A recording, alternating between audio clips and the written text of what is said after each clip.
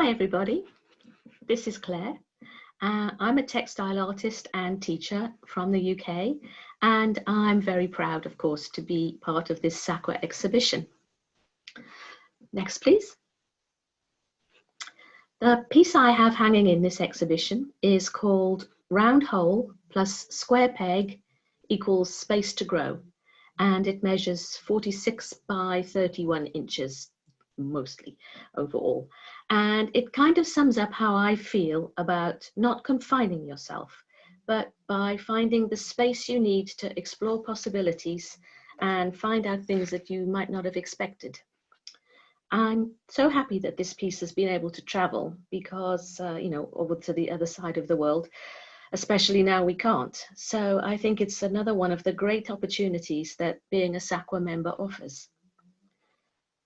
For years now, I've been working with a variety of different fabrics instead of my normal go-to cotton poplin and quilt wadding. And using these different fabrics has given me a really fresh outlook. And as a result, my studio practice has become much more open-ended. Next, please. These are a few close-ups which zoom in on the construction of the piece. It's actually made from lots of these little square packet shapes, which are all joined together by a tiny little glass bead in the corners. It makes them all hinge, and the whole thing is very flexible. It was a nightmare to try and keep it all together and sort of manage it, especially organizing the hanging. All of the little packets are made from really vibrantly dyed pieces of organdy fabric, cotton organdy, which I pleated and folded and hand stitched. And it's a fabric that I've absolutely fallen in love with. Each one of those little packets then had a large hole cut into it, and then another smaller square folded and loosely floated inside and joined with just a few threads. And those are the square pegs. And then into those, I cut another little round hole. So those are the square pegs in the round holes. And that wiggle room all the way around the outside of each of them is the breathing space that I talked about earlier, the space for creativity and thought and exploration. And each one of them is different because I was just having such a great time, just trying out different things and making more and more and more of them, that I just made an enormous pile, and I just kept on getting new ideas. Next, please. And here I am, stitching the squares. The one downside of this crunchy organdy fabric is that when you have lots of layers of it, it's really difficult to stitch. And I've never ever mastered the use of a thimble. I probably should try a bit harder, but I just can't get the hang of it.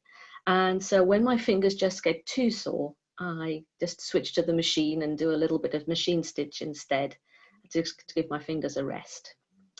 And on the right, there are a few of the leftover square packets that I made. I just made heaps of them, like I said, and just puzzled them all together on the design wall until I got an arrangement that I was happy with. Next, please. And this colourful mess is a pile of the offcuts from all of the little trimmings that I had left over.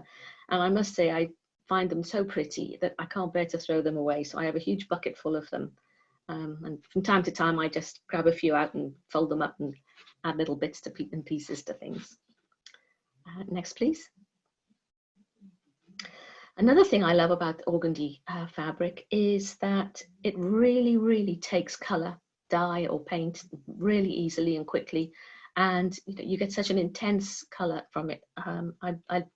I think they almost look like little jewels to me. It's also really easy to stencil and print onto, which are all things that I love to do, and helps me indulge my messy side. Next, please.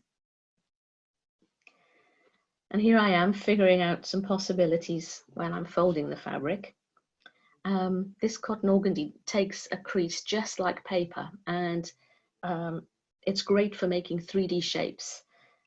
My current favorite, as you can see here, is a triangle-based pyramid or tetrahedron. And once you get the hang of it, they're really easy to fold. and you can very quickly dye some fabric and make hundreds of these tetrahedra, and then start puzzling them together to make some really interesting structures. Next, please. This piece is called Storm and was part of the SAQA No Limits virtual exhibition. The virtual exhibitions are also another great SAQA opportunity, because not only do they allow pieces like this, which are difficult to ship, or if you live far away from the US, then or if they need to travel, then they're difficult to travel. Then it's a great opportunity because you can enter these more unusual pieces, and they can easily get put into the virtual galleries. And I guess as well, in these strange times, it means that at least these galleries can go on, whereas lots of the other galleries couldn't.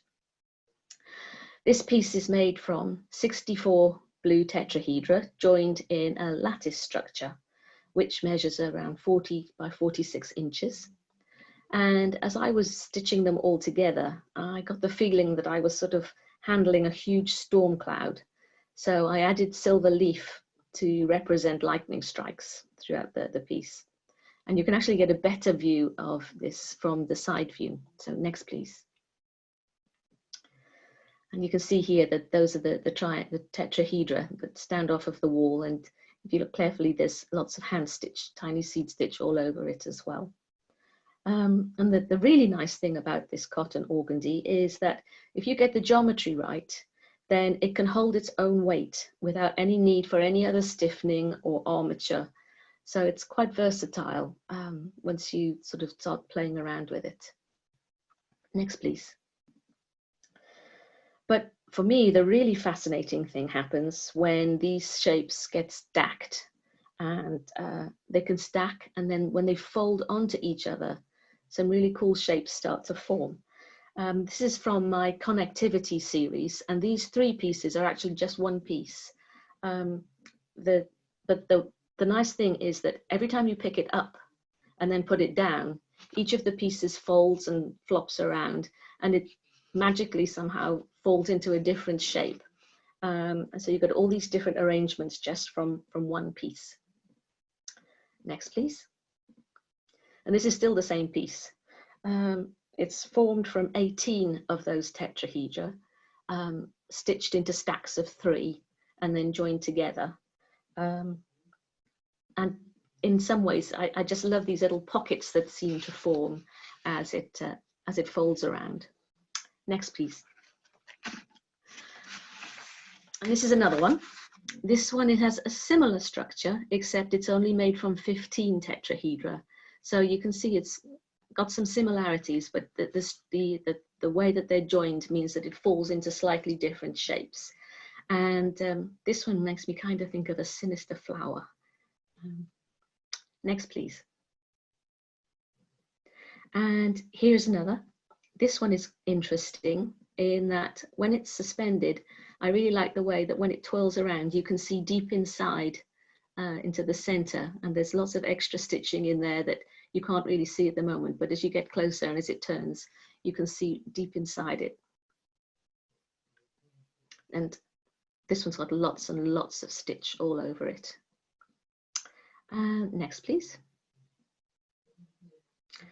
And finally, this is my contribution to this year's SAQA benefit auction. And I know that you've already heard about this, but I think it's a great opportunity for us all to be able to maybe buy a small piece of art donated by SAQA members that we might otherwise never ever be able to own. This one is called Obaa-san, and the lady I've depicted there she was my very, very sweet Japanese neighbor called Mrs. Ogura. Last year I made her husband Mr. Ogura, and it's an ink painted lino print, and I printed it onto spunbound fabric, so it's got a really interesting texture, and decorated it with sashiko stitching to honor Mrs. Ogura, and ink all over the background. So hopefully it'll find a new home. So thanks for listening.